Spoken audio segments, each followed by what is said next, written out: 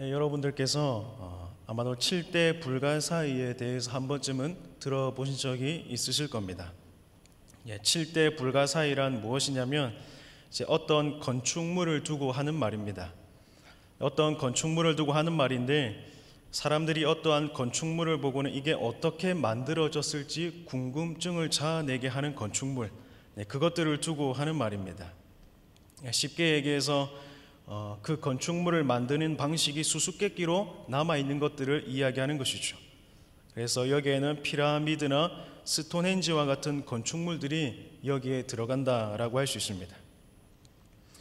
그런데 세계 7대 불가사의보다 더 풀기 어려운 문제가 있다면 아마도 사람의 인생일 것입니다.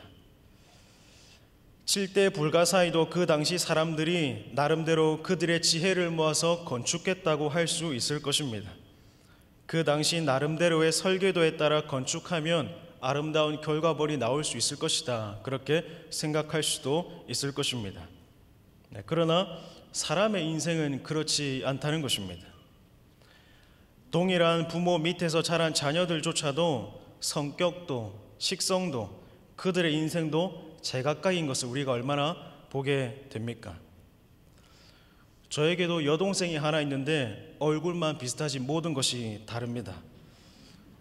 저처럼 말도 없이 조용히 있으면 저희 부모님이 얼마나 답답했겠습니까? 그런데 저와 다른 모습의 딸을 주심에 얼마나 감사한지 모르겠습니다. 부모 입장에서는 제각각의 인생이 때로는 감사할 수도 있겠죠. 근데 우리의 자녀들뿐만 아니라 이 인생이라고 하는 것은 사람마다 식성도 다르고 성격도 다르고 그 사람의 욕구와 욕망도 다르기 때문에 인생을 살아가는 그 사람의 모습은 각각 제각각이다, 그렇게 얘기할 수 있을 것입니다. 그런데 그러한 인생이 제각각인데 그 모든 인생의 공통점이 하나 있다면 무엇이 또한 있겠습니까? 한 번 태어나는 것과 또 한 번 죽는 것이다 라고 할 수 있을 겁니다. 그래서 사람들은 이같이 제각각인 인생과 또한 개인의 욕망에 따라 살아가는 그 인생을 비관적으로 묘사하기도 합니다. 대표적으로는 쇼펜하우어는 인생의 허망함에 대하여라는 글에서 사람의 인생을 이와 같이 묘사합니다. 인생은 고통과 권태 사이를 오가는 시계추와 같다, 그렇게 묘사하고 있습니다. 인생은 고통과 권태 사이를 오가는 시계추와 같다, 그렇게 묘사합니다. 이 말이 무슨 의미인가 하면 인생은 무언가를 욕망하는 것으로 가득 차 있는데 그 욕망이 인생을 괴롭히는 것이며 때로는 욕망이 나에게 채워진다 하더라도 그 만족감이 오래가지 못한다라는 의미라고 합니다.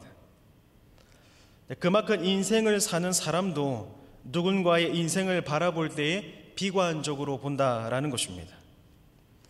어쩌면 한 번 태어나고 한 번 죽는 것, 그리고 그 사이에 짧고 짧은 그 인생이 사람들 눈에 보기에는 허무한 것, 허망한 것, 그렇게 보일 수도 있다라는 것입니다. 그래서 본문에서 전도자가 인생을 바라보면서 마주하는 것들을 또한 바라보면서 헛되다고 말했다라는 것도 크게 다르지 않을 수도 있을 것입니다. 그리고 그와 같이 비관적으로 보이는 인생의 모습이 다른 사람의 인생이 아니라 지금 이 자리에 있는 저와 여러분들의 인생일 수도 있습니다. 저와 여러분들도 전도자와 마찬가지로 출생과 사망이라는 큰 틀 안에 있음은 틀림없는 사실입니다.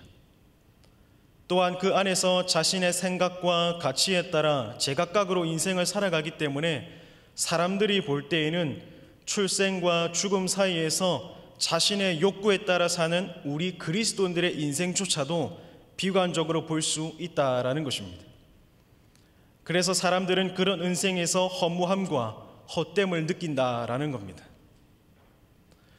그러나 전도자는 거기서 그치지 않고 이렇게 비관적으로 보이는 인생, 한 번 태어나고 한 번 죽는 것이 인생인데 그 사이에서 호흡이 붙어있는 그 짧은 시기를 어떻게 살아갈 것인가 하는 그 인생에서 의미를 찾고자 했던 것입니다. 이 시간에는 전도자가 허무한 것으로 보이는 인생에서 의미를 어떻게 찾아가는지 함께 들여다보면서 지금 이 자리에 있는 우리의 인생의 의미는 어디에서 찾을 수 있을지, 우리의 인생은 의미가 있는지 그 내용들을 나누면서 함께 은혜 나누기를 원합니다. 자, 여러분들께서는 인생의 의미를 찾기 위해서 무언가를 해야 한다면 무엇을 먼저 하시겠습니까? 누군가가 여러분들에게 당신의 인생의 의미가 무엇입니까? 라고 묻는다면 여러분들은 무엇을 먼저 하시겠습니까? 책을 펴서 읽는 사람도 있을 것이고 길을 나서서 사람들을 만나서 이야기하는 분들도 있을 것입니다. 아마 제각각의 모습으로 인생의 의미를 찾아갈 것입니다. 그런데 본문의 전도자는 인생의 의미를 찾기 위해서 가장 먼저 시도한 것이 무엇이냐면 바로 즐거움을 찾는 것이었습니다. 전도자가 생각할 때 인생이란 1장 4절 말씀에서 한 세대는 가고 한 세대는 오되 땅은 영원하도다, 이렇게 말씀하고 있는 것처럼 인생이란 이 땅에 왔다가 가는 것, 그렇게 표현해주고 있습니다. 그러다 보니 많은 사람들이 하루하루의 인생 속에서 아무런 낙이 없이 허무와 허탈에 사로잡혀 살 수 있었던 것입니다. 그저 왔다가 그저 가는 것이 인생이라면 하루하루에 무슨 의미가 있을까? 그저 시간 가는 대로 살아가는 것, 그것이 인생이 아닐까? 그렇게 생각하며 살아가다가 허무와 그 다음에 무탈, 이러한 것들, 암울함, 그러한 부정적인 감정들을 느끼게 된다라는 것입니다. 그런데 본문에 나오는 이 전도자는 거기에 머무르지 않았습니다. 물론 인생이 한 번 태어나고 한 번 죽는 것이고 그 안에서 살아가는 것이 인생이고 그 인생이 짧은 것이지만 그 짧은 시간도 의미 있게 사용한다면, 그 시간도 의미 있게 사용한다면 내 인생에 의미를 부여할 수 있지 않을까, 그렇게 생각을 했던 것입니다. 그래서 찾은 것이 무엇이냐면 그 짧은 인생 속에 즐거움을 더하는 것이었다라는 것입니다. 그런데 여러분, 현실 속에서 즐거움을 찾아서 누린다고 해서 인생의 허무함과 공허함을 달랠 수 있겠습니까? 지난 날을 돌아보니 내가 살아온 인생엔 아무런 의미가 없고 허무와 공허함, 허탈 뿐인데 그러한 마음을 달래고자 즐거움을 찾고자 한다면, 그 즐거움을 누린다면 그 즐거움이 인생의 의미를 부여할 수 있겠습니까? 이 땅에 잠시 왔다가 가는 것이 인생임을 알고 있는데 그 인생에서 잠시 웃고 즐긴다고 한들 그 인생에 무슨 의미를 부여할 수 있겠습니까? 우리가 즐겁게 산다고 해서 그 인생은 여전히 출생과 사망이라는 틀 안에 있음은 변하지 않습니다. 우리가 인생을 즐겁게 산다고 해서 한 번 태어나는 것이 변한다거나 한 번 죽는 것이 변하는 것은 아니라는 것입니다. 여전히 우리는 출생과 죽음이라는 틀 안에서 살아간다라는 겁니다. 그리고 그 틀 안에서, 짧은 인생 안에서 마주하는 순간들은 근심과 염려의 순간들로 또한 가득합니다.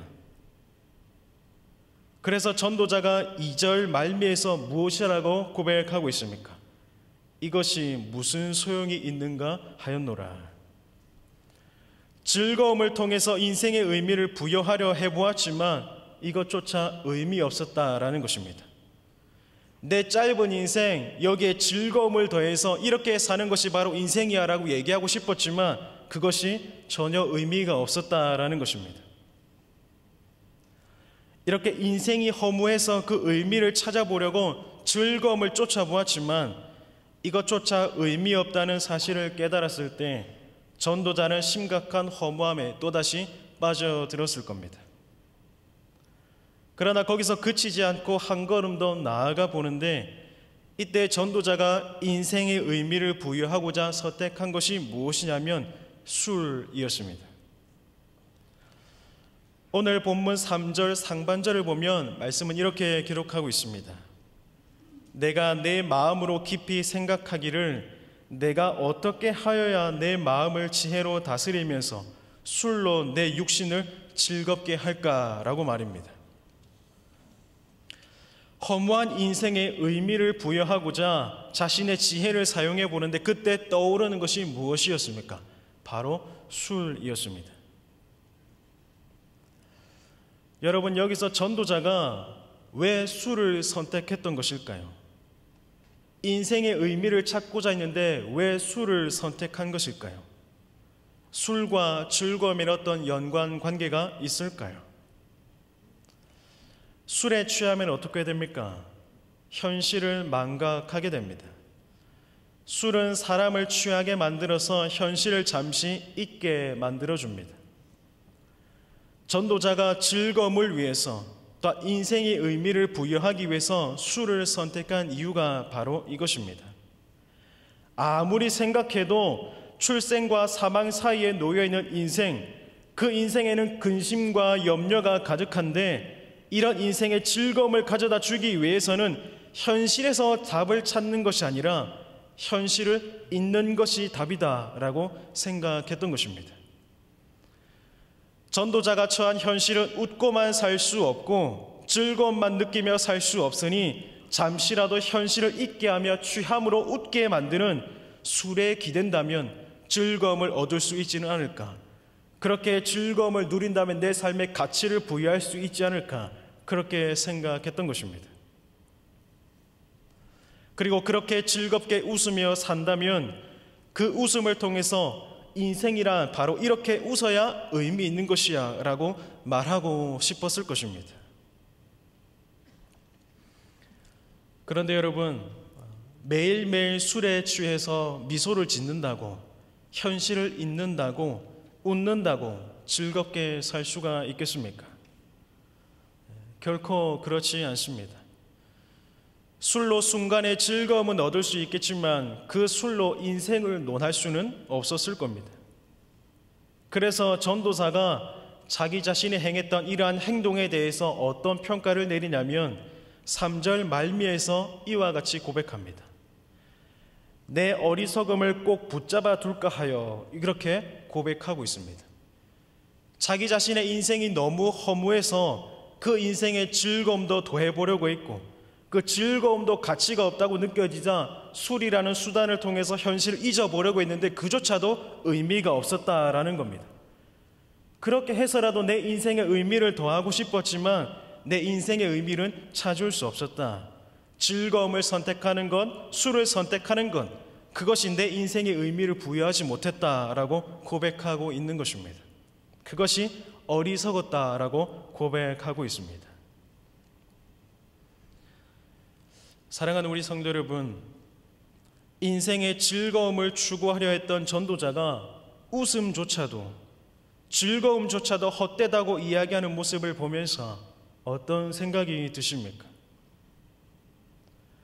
누군가는 당혹스러움도 있을 것이고 누군가는 답답함을 느낄 수도 있을 것입니다. 왜 그렇겠습니까? 왜냐하면 우리의 삶은 대개 웃음 혹은 즐거움을 추구하고 있기 때문에 그렇습니다. 자신의 꿈을 이루고자 하는 것, 돈을 벌고자 하는 것, 사랑하는 사람과 가정을 꾸려서 잘 살고자 하는 것, 자녀들을 열심히 양육하는 것, 무언가 업적을 남기며 명예를 위해 사는 것, 어쩌면 이 모든 것 안에는 우리의 얼굴에서 미소 짓도록 하기 위한 일일 수도 있기 때문에 그렇습니다. 그렇기 때문에 전도자가 즐거움은 헛된 것이다, 즐거움이 내 인생의 의미를 부여해 주지 못한다, 술도 내 인생의 의미를 부여해 주지 못한다, 이러한 말을 들었을 때 그러면 내 인생은 어떤 의미가 있는 것일까? 나도 웃기 위해서, 즐기기 위해서, 내 얼굴에 미소 한번 띄기 위해서 이렇게 열심히 살고 있는데 그 인생조차 헛되다는 것인가? 그렇게 생각할 수도 있다라는 것입니다. 그런데 여러분, 여기서 전도자가 정말로 하고 싶은 말은 무엇일까요? 그렇게 살아봐야 아무 의미 없다라는 말을 하고 싶었던 것일까요? 결코 그렇지 않습니다. 전도자가 즐거움을 찾는 삶에 대해서 하고 싶은 말이 무엇이냐면, 웃음이라고 하는 것은 일시적이고 즐거움도 일시적이듯이 즐거움을 쫓아 사는 삶은 일시적인 행복을 위한 삶일 뿐이다. 그 이야기를 하고 싶었던 것입니다. 전도자는 지금 웃음이라는 것을, 즐거움이라는 것을 멀리 해야 된다, 그렇게 말하고 있는 것은 아닙니다. 예나 지금이나 할 것 없이 사람의 인생은 잠시 잠깐의 웃음과 즐거움이 없다면 안 된다고 할 수 있을 만큼 삭막한 인생입니다. 허무함과 헛됨, 근심과 염려가 가득한 인생에서 웃음이라는 것은 단비와 같습니다. 우리 인생에 화력을 가져다 주기도 한다는 것입니다. 그러나 중요한 것은 그 웃음이라고 하는 것이 일시적이라는 것입니다. 웃음이란, 즐거움이란 필요한 것이지만 인생의 의미를 부여하고자 일생을 바쳐서 쫓아야 할 대상은 아니다라는 것입니다. 그렇기 때문에 우리가 이 말씀을 통해서 붙잡아야 할 것이 무엇이냐면, 일시적인 웃음, 순간의 즐거움을 위해서 너무 많은 힘을 쏟지 말라는 것입니다. 예를 들어서 맛있는 음식을 먹는 것을 한번 생각해 보시기 바랍니다. 맛있는 음식을 먹는 것은 일상에서 즐거움을 가져다 주기에 또한 필요한 일입니다. 그러나 우리의 일평생을 맛있는 음식 먹는 것에 다 바친다면 그 인생을 과연 의미 있는 인생이라고 말할 수 있겠습니까? 결코 그럴 수가 없다는 것이죠. 그래서 지금 전도자가 하는 말이 무엇입니까?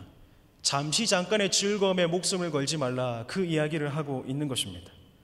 즐거움이라는 것, 웃음이라는 것, 미소라는 것은 우리의 인생의 단비와 같이 필요한 것이지만 그것에 목숨을 걸지 말라, 그렇게 이야기하고 있다라는 것입니다. 저와 여러분들 모두 다양한 모습으로 주어진 인생에서 열심을 내고 있을 것입니다. 그런데 그 열심이 마치 맛있는 음식을 먹고 느끼는 즐거움처럼 일시적인 것은 아닌지 살펴볼 수 있기를 바랍니다.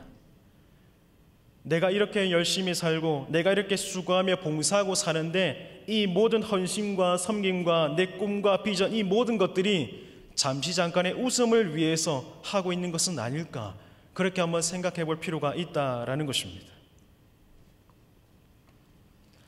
자, 그렇다면 즐거움을 쫓아 사는 것이 인생의 의미를 가져다 주지 못한다면 또 무엇이 우리 인생의 의미를 부여할 수 있을까요?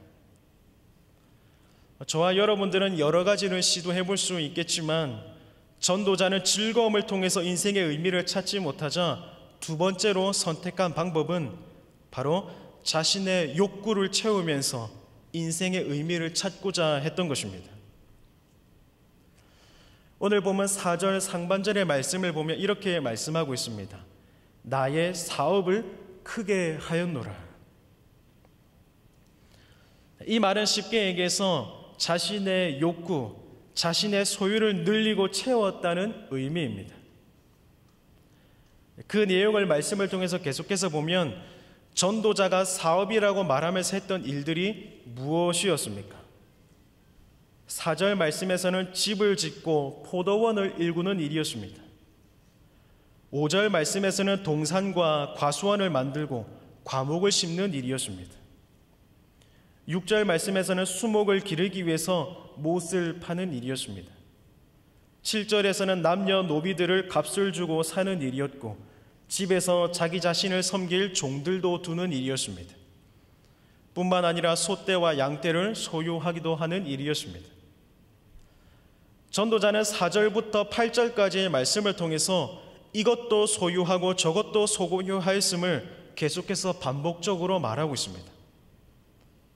이 말은 결국 무엇이냐면 자기 자신이 얻고 싶어 하는 것들을 모두 다 얻었다라는 것입니다. 여기서 우리는 본문의 전도자가 다윗의 아들 솔로몬이라는 사실을 알고 있기에 솔로몬을 상상하면서 볼 필요가 있습니다. 우리가 머릿속으로 그려볼 수 있는 솔로몬의 부와 그 부를 통해서 자신의 소유를 더욱 늘렸던 그의 소유를 한번 상상해 보시기 바랍니다.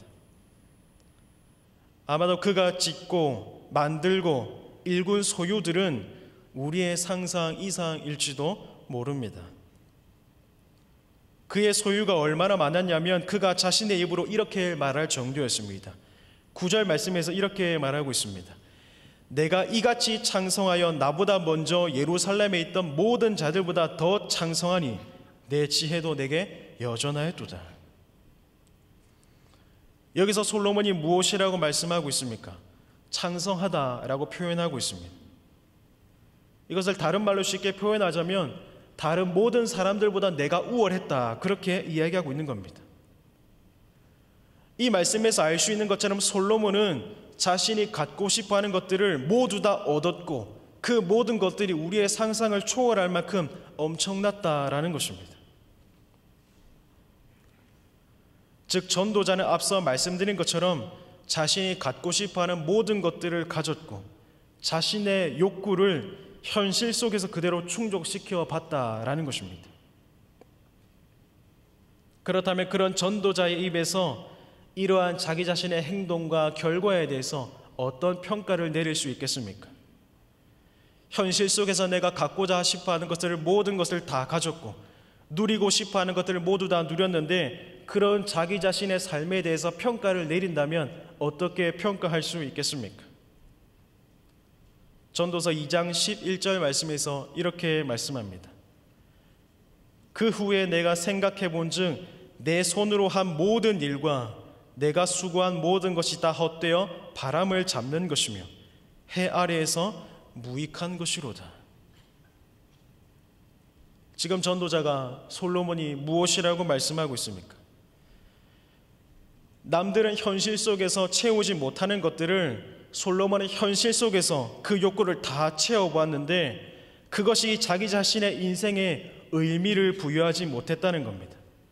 모든 것들을 다 가져보았지만 그것이 자기 자신의 가치를 부여하는 것은 아니었다라는 것입니다.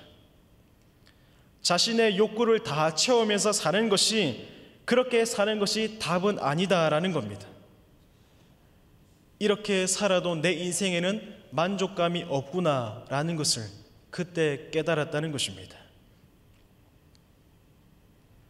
본문 10절 말씀에서 말씀하고 있듯이 무엇이든지 내 눈에 원하는 것을 내가 금하지 아니하며 무엇이든지 내 마음이 즐거워하는 것을 내가 막지 아니하였으니, 이 말씀에서 말씀하고 있는 것처럼 전도자는 자신이 갖고 싶고 얻고 싶은 모든 것들을 손에 넣어 보았지만 그것이 인생에 대해 말하기를 이런 인생이 의미 있다라고는 말해주지 않았다라는 것입니다. 그 누구보다 많은 것을 소유해 보았지만 그 인생의 스스로가 보람을 느끼지 못했다라는 것입니다. 그렇다면 여기서는 이 전도자가 우리에게 무엇을 말하고 싶었던 것일까요? 욕망을 충족시켜봐야 의미 없음을 말하고 싶었던 것일까요? 내가 가져보니까 그거 다 부질없더라, 다 의미 없더라, 그러니까 무언가를 가지려고 하지 마라, 그렇게 말하고 싶었던 것일까요? 여기서 전도자가 정말로 강조하고 싶었던 것은 이것입니다. 욕구를 체험으로 만족하는 것도 결국에는 한시적인 만족, 일시적인 기쁨일 뿐이다 라는 것입니다. 즐거움도 일시적이었던 것처럼 소유를 통해서 욕구를 체험으로 얻는 기쁨과 즐거움도 일시적인 것밖에 안 되더라, 그렇게 이야기해 주고 있는 것입니다. 그렇게 전도자가 하고 싶은 말은 우리 인생을 넘어서는 영원한 것을 통해서만이 인생의 의미를 부여할 수 있고 만족할 수 있다라는 것입니다. 내가 즐거움도 추구해봤고 내가 갖고 싶어하는 모든 것들을 손에 다 쥐어봤지만 그래도 내 마음에 만족함이 없더라.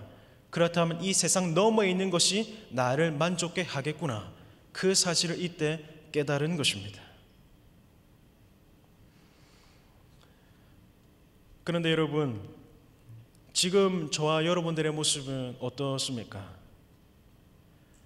대부분 우리의 모습은 전도자처럼 무언가를 소유하기 위해서 발버둥 치고 있는 모습은 아닙니까?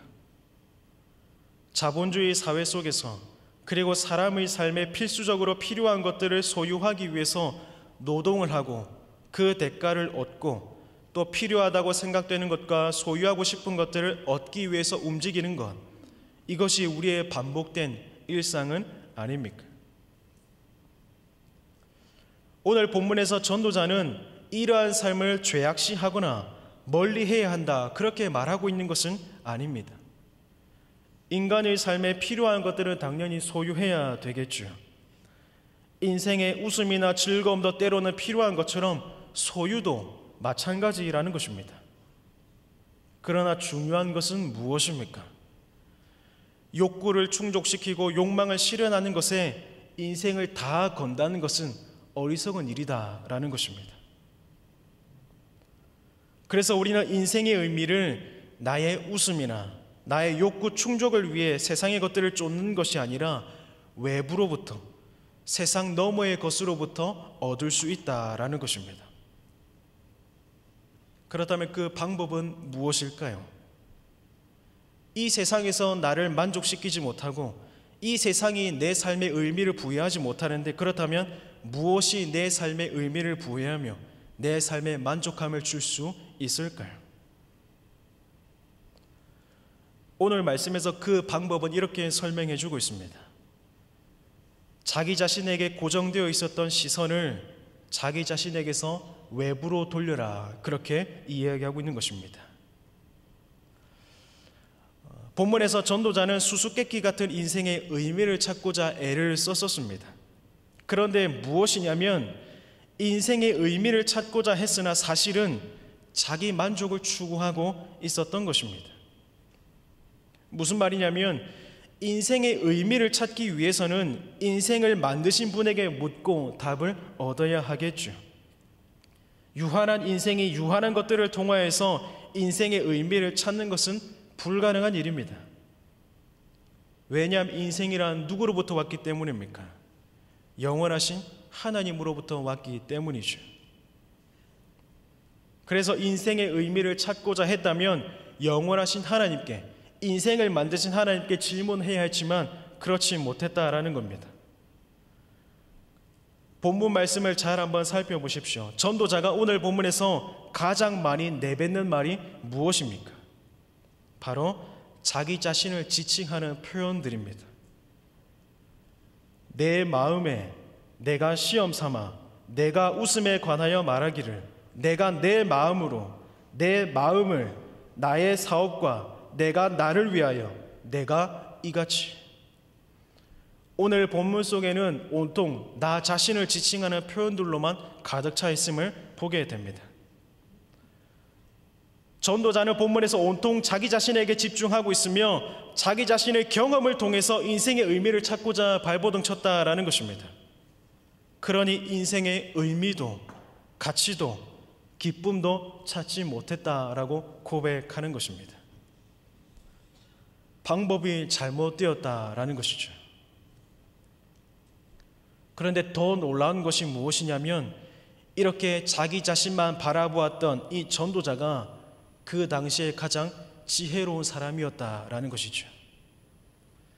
지혜가 뛰어나고 소유한 것도 많은 전도자였지만 그런 전도자조차도, 솔로몬조차도 유한한 존재이며 지혜에 한계가 있음을 그때서야 깨달았다라는 것입니다.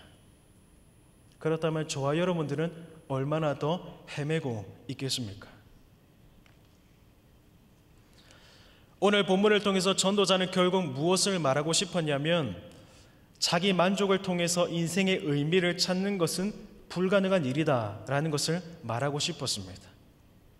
전도자는 자기 만족을 위해서 웃음을 쫓아보았고 자기 자신의 모든 욕구를 채워보았지만 남는 것은 그 모든 것이 헛될 뿐이다 라고 하는 공허함, 허무함 뿐이었습니다. 그래서 자기 만족을 위해서는, 자기 인생의 의미를 부여하기 위해서는 나 자신에게 시선을 떼고 해 아래의 것이 아니라 해 너머의 존재, 하나님께 시선을 두어야 함을 오늘 전도자가 말하고 싶었던 것입니다. 그리고 그렇게 하나님께 시선을 돌리면 어떤 변화가 있겠습니까? 생각의 전환이 일어나게 됩니다. 그동안은 인생의 의미를 찾고자 내가 무언가를 행해야 했지만 이제는 그게 아님을 깨닫게 됩니다. 그동안은 내가 무언가를 해야 내 인생의 의미를 깨달을 수 있고 내 가치를 깨달을 수 있고 그래야만 의미 있는 삶을 살 수 있을 것이라 생각했었는데 해 너머에 계신 하나님을 바라보기 시작하니까 그 생각들이 헛된 것이었구나, 그렇게 생각하게 됩니다. 그리고 해 아래의 것이 나를 만족시킬 수 없기에 하나님을 통해 만족을 얻을 수 있고 또한 그 하나님을 갈망하는 것이 정말로 귀하고 보람찬 삶이구나, 그 사실을 깨달았다라는 것입니다. 전도자는 오늘 본문을 통해서 내가 이러한 경험을 해보았으니 당신들도 너희들도 너 자신을 의지하지 말고 바라보지 말고 해 너머에 계신 하나님을 바라보라, 그렇게 권면하고 있는 것입니다. 오늘 말씀 속에 담겨있는 전도자가 겪은 인생의 경험과 그 경험으로부터 나온 지혜의 말씀을 우리의 것으로 받아들일 수 있기를 진심으로 바랍니다. 솔로몬이 살았던 삶의 모양과 우리의 삶의 모양은 다르겠지만 우리의 시선이 하나님께 고정되어 있지 않다면 세상의 것이 헛됨을 알면서도 그 사실을 들었으면서도 헛된 것을 쫓아 살게 되는 것이 바로 우리의 연약함입니다.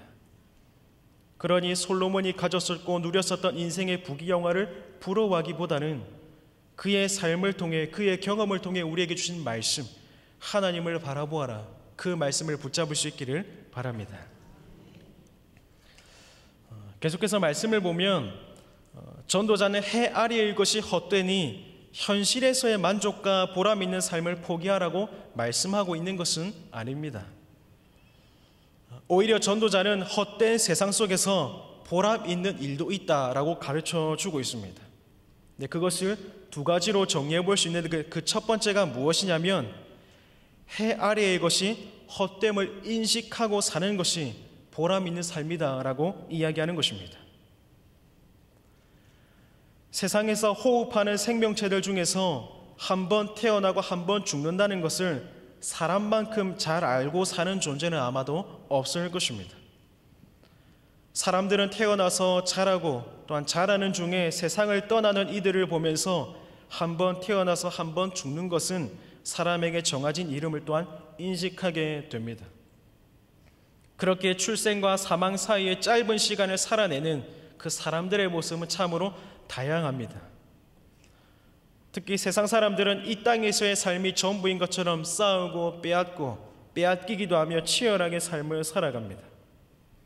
그런데 그리스도인들은 이 땅에서의 삶이 헛됨을 알기 때문에 그들과 동일한 공간에 있음에도 불구하고 다르게 살 수 있다는 것입니다. 동일한 공간에 발을 붙이고 있으나 마음은 하늘에 있고 동일한 공간에 있으나 땅의 것에 마음을 빼앗기지 않는 그런 삶, 그런 보람 있는 삶을 살아낼 수 있다라는 것입니다. 우리 그리스도인들의 삶이 복된 것은 이와 같이 해 아래의 것이 헛됨을 인식할 수 있다라는 것입니다. 그래서 그 헛된 것에 마음을 빼앗겨 사는 허무한 인생이 아니라 영원한 가치를 쫓아 사는 보람 있는 인생을 살아갈 수 있다라는 것입니다. 또 한 가지 보람 있는 삶을 살펴본다면 전도자는 이렇게 말하고 있습니다. 우리가 이 땅에서 보람 있는 삶을 살기 위해서 중요한 것은 하나님을 바라보며 사는 것이다 라고 이야기합니다. 이 땅에서 하나님을 바라보며 사는 것, 그것이 우리에게는 보람 있는 일이다 라고 말씀하고 있습니다. 오늘 전도자가 전도서를 기록하는 시점은 해 아래의 것이 헛되다는 사실을 깨닫고 난 후였습니다.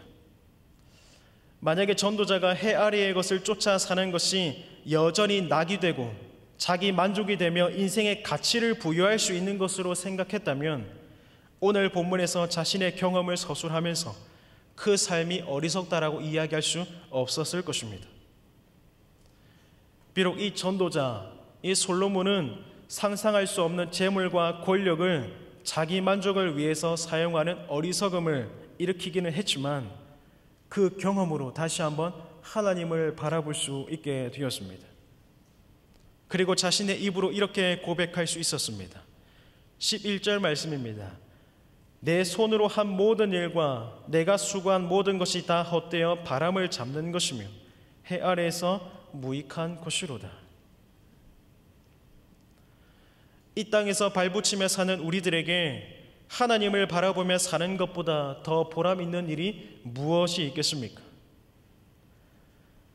이 땅만 보며 살다가 후회와 낙심과 절망 가운데 인생을 마감하는 수없이 많은 사람들 가운데서 하나님의 은혜로 하나님을 바라보며 하늘 소망을 품고 살 수 있다는 사실, 이 사실이 우리 인생의 가장 큰 보람이며 낙이며 기쁨이 되기를 진심으로 바랍니다. 네, 마지막으로 시편 27편 4절 말씀, 이 말씀 함께 읽고 말씀을 맺도록 하겠습니다. 함께 읽겠습니다. 시작. 내가 여호와께 바라는 한 가지 일, 그것을 구하리. 곧 내가 내 평생에 여호와의 집에 살면서 여호와의 아름다움을 바라보며 그의 성전에서 사모하는 그것이라. 아멘. 하나님을 바라보며 사는 것, 세상의 헛됨이 아니라 영원한 것을 가슴에 품고 있다는 그 사실에 감사할 수 있었던 다윗의 고백이 이 땅을 살아가는 저와 여러분들의 고백이 될 수 있기를 진심으로 바랍니다. 함께 기도하겠습니다. 참 좋으신 하나님, 감사합니다. 이 땅만 바라보면 헛된 것뿐인데 그 헛되다는 사실을 인식하게 하시고 알게 하시고 깨닫게 하심에 참으로 감사합니다. 그리고 더 나아가서 영원하신 하나님을 바라볼 수 있게 하시고 믿게 하시고 소망을 품고 살아갈 수 있게 하심에 참으로 감사합니다. 주어진 인생 속에서 허무한 것들이 날마다 우리를 유혹하겠지만 거기에 마음을 빼앗기는 것이 아니라 영원한 하나님의 나를 끝까지 붙들고 살아갈 수 있는 존귀한 주의 백성 될 수 있도록 인도하여 주시옵소서. 감사드립니다. 예수님의 이름으로 기도드립니다.